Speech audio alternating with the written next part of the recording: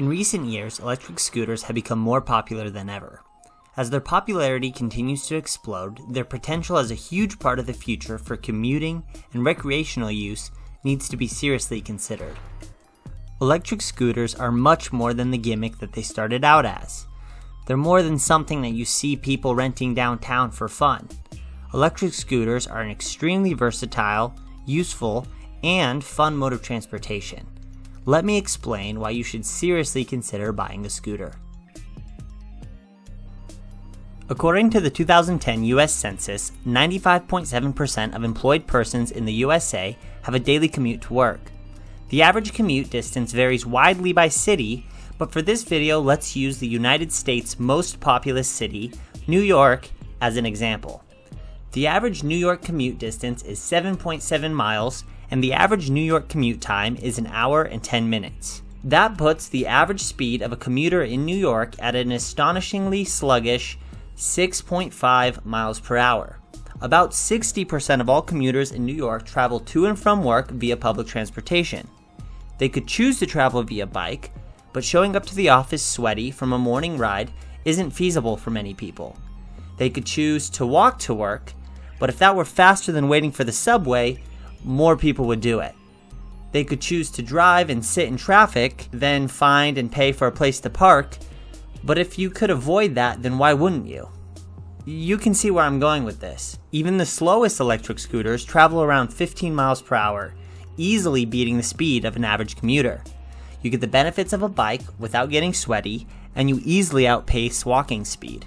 You avoid the hassle of having to lock up your bike by simply folding up your scooter and carrying it inside to be stored under your desk or in a break room. Scooters have the speed to be used in a bike lane and are low profile enough to be used on the sidewalk if needed. Faster scooters can even be used in the streets in areas where the speed limit is lower. Naturally, there will always be people in situations where one method of travel is the only possible or safe way to travel to work.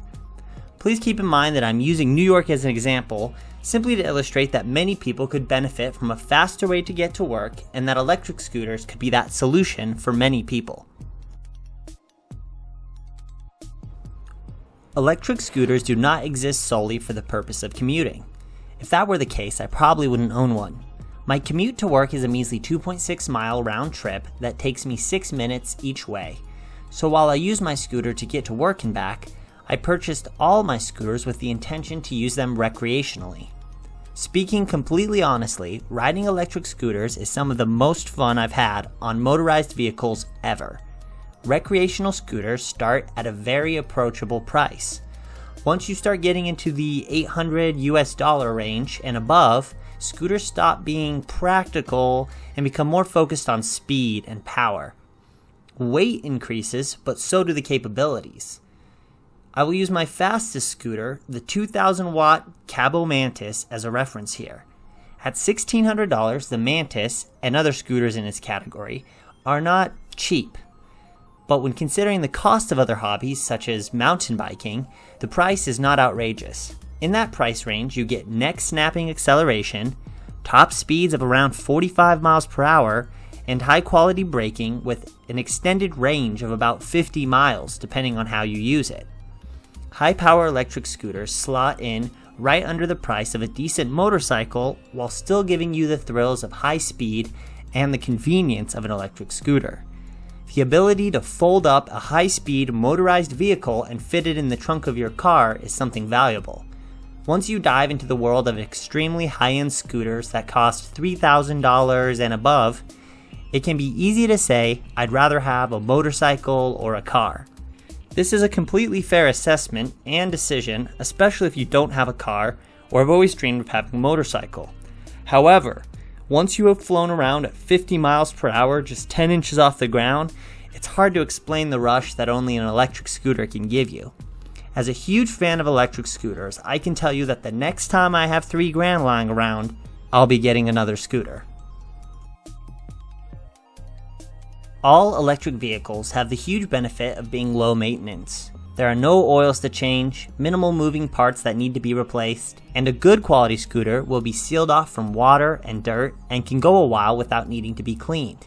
In preparation for this video, I asked the electric scooter subreddit to help me out and tell me why they bought their scooter. Many responses confirmed what I already suspected. Things like being able to store a scooter inside to avoid theft and cut down on fuel costs. Riding a scooter to have fun, to relax, or to de-stress. Not wanting to ride public transportation. To avoid sweating in summer.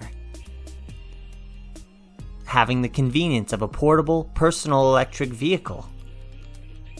And this one, which you can pause to read, but has a lot of good points. And others gave me insight into other reasons to buy a scooter. Like being a great way to pick up chicks. The sound of the electric motor and the instant torque of an electric motor. And the ability to travel through car-restricted areas. If you find yourself using rideshare scooters often for a commute or for fun, buy your own scooter. I promise it's worth it. Financially, it makes a ton of sense. Here's the math. I recently used a new scooter rideshare service in my city called Link to see how I liked the scooters and to see what the pricing was. The service costed $1 to unlock a scooter and then 30 cents a minute to ride.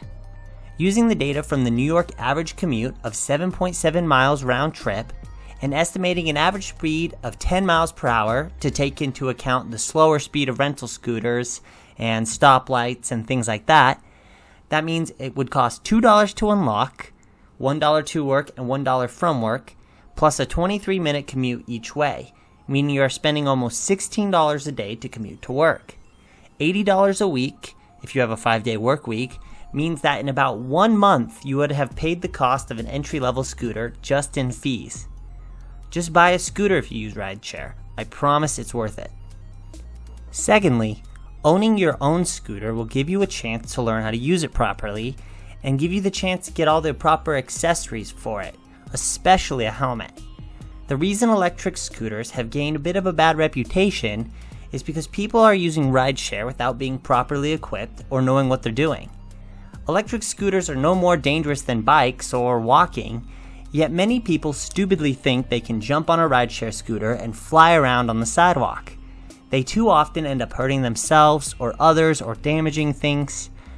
And by buying a scooter, you can add one more rider to the street that knows what they are doing and has the proper safety gear to help people understand that the scooters themselves are not the issue, but rather the bad judgment of inexperienced riders.